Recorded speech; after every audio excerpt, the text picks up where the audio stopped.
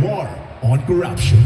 Republika ng Pilipinas, ang kanyang partido, ikaw at ako. Sambayan ng Pilipino, ang kanyang kalyado. Atty. Vic Rodriguez, Atty. Vic Rodriguez, Atty. Vic Rodriguez, Senador ng Sambayan ng Pilipino. Boto, Senator Vic Rodriguez, number 56. Ating suportahan Atty. Vic Rodriguez, pagkasenador, number 56 sa balota. Pilipino, abogado, maisog. Atty. Vic Rodriguez, senador niyo. Boto, Senator Vic Rodriguez, number 56. Mga kababayan, number 56 sa balota, Senator Vic Rodriguez!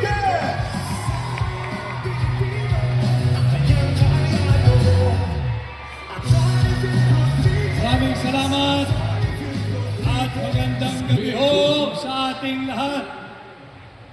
Magandang gabi Luzon, Visayas at Mindanao. At sapagkat tayo ngayong gabi ay mapalad, isinasagawa natin hindi lamang sa southern part of Metro Manila dito sa Muntinlupa City, kung hindi sa buong mundo ang ating Ayusin ang Pilipinas Worldwide Campaign Rally. Kaya mabuhay ang lahat ng Pilipino saan mang panig ng mundo. At bago ho ako magsimula, hindi natin magagawa itong ginagawa nating worldwide Ayusin ang Pilipinas Campaign Rally kung hindi sa tulong ng ating kaibigan, number 53 sa balota, gagawin nating Senador Pastor Apollo C. Quiboloy. At kagaya ho nung inawit kanina ng ating napakahusay na 24K band, hanggang ngayon, hinahanap pa rin natin na saan na yang murang bigas. 3 taon na ho sila. Yung pangako nila ay wala pa rin. Sapagkat mali ho ang direksyong tinatahak ng kasalukuyang administrasyon.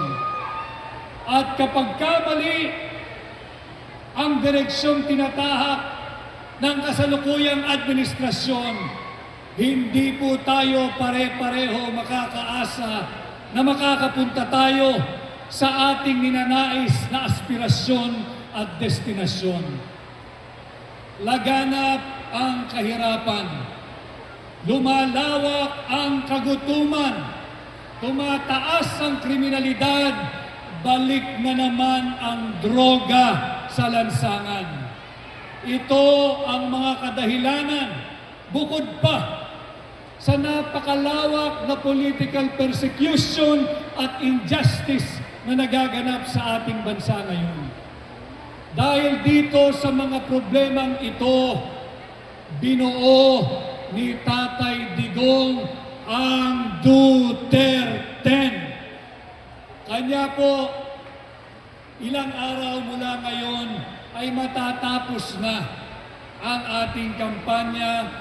Ilang araw mula ngayon ay tutungo na po tayo sa ating mga polling center, sa ating mga polling precinct.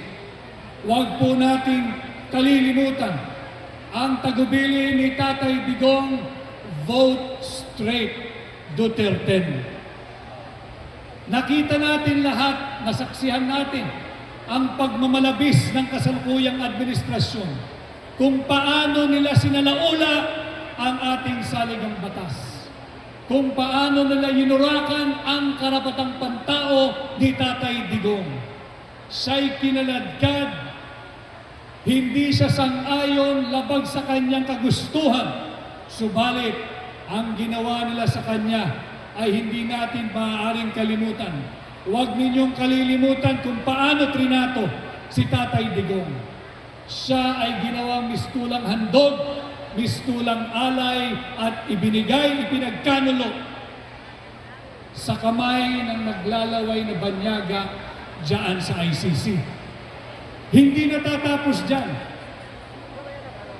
Nanganganib din ang posisyon ng pangalawang Pangulo dahil sa huwad na impeachment complaint laban sa ating pangalawang Pangulo.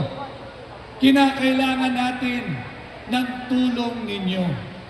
Mga kababayan, kinakailangan natin ng sapat na bilang, kinakailangan natin ng sapat na numero, kinakailangan natin ng sapat na dami sa Senado. Kanya pakiusap po sana, tulungan ninyo, vote straight Duterte on May 12, 2025.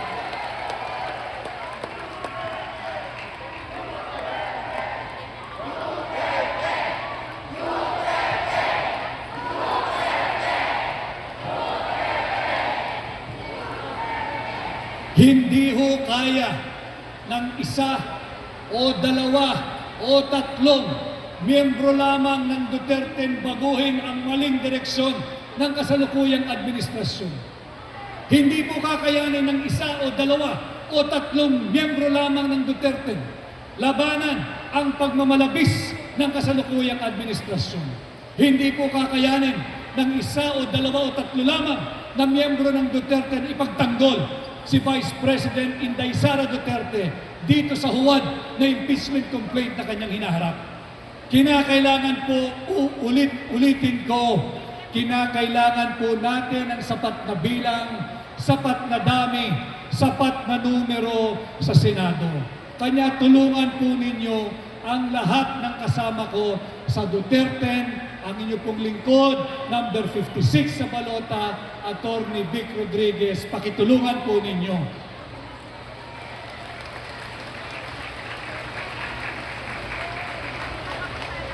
Kung maaari ho sana, pati yung ating mga kababayan sa iba't ibang panig ng Pilipinas na kasabay po natin, nagsasagawa ng ating worldwide campaign rally ngayong gabi, ang ating mga overseas Filipino workers, ang mga Filipino migrants sa anumang panig ng mundo.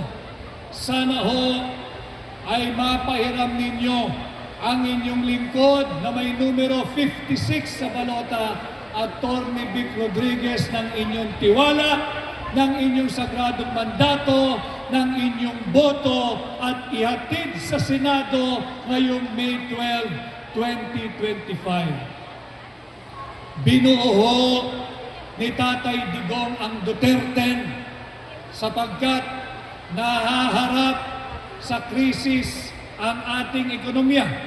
Matamlay ang ating ekonomiya.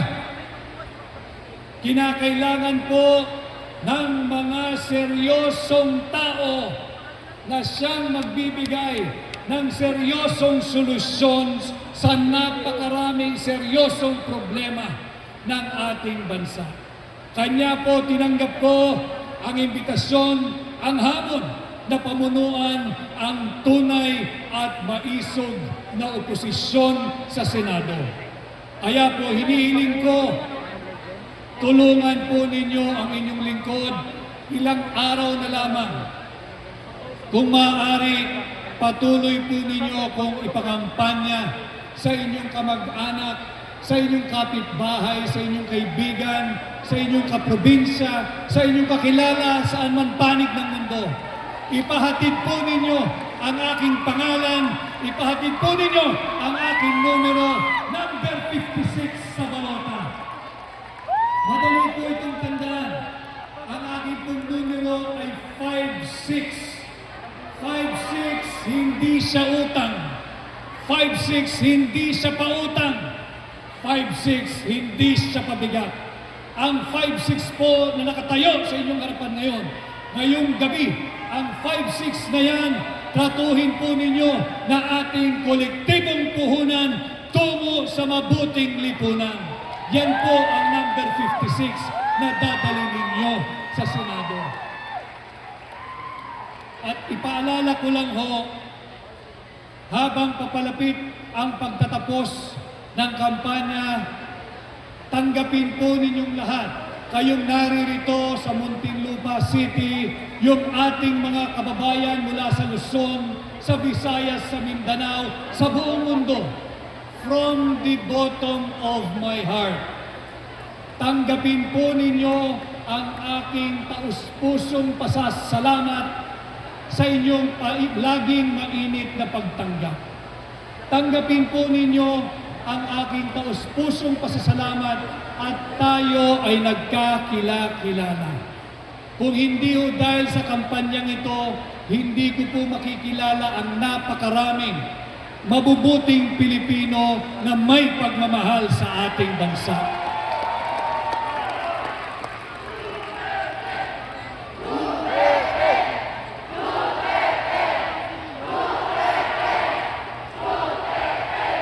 At dahil ho, higit tayong mas marami kesa sa mga tiwaling Pilipino, higit tayong mas marami kesa sa mga tiwaling kongresista, higit tayo mas marami kesa sa mga tiwaling mga politiko.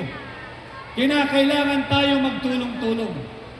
Maaari bang makita yung kamay na mga nais nang makauwi si Tatay Digong sa lalong madaling panahon?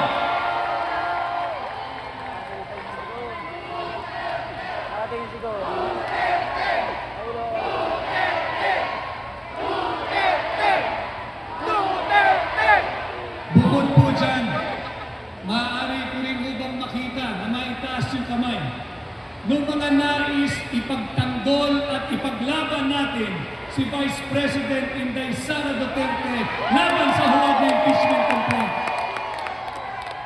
Sa tingin ko, kung gano'n, tayo po'y nagkakaintindihan. Tayo'y magtutulong-tulong pagdating po ng May 12, 2025, ipapadama natin ang galit at hagupit ng mamamayang Pilipino.